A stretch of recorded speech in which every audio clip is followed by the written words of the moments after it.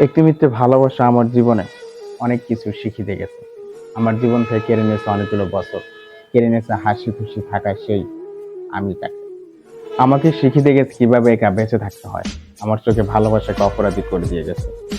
একটি সময় তোমার সাথে কথা বলতে খুব ইচ্ছে করতো, সবসময় তোমাকে দেখার জন্য পাগলের মতো ছটফট করতাম।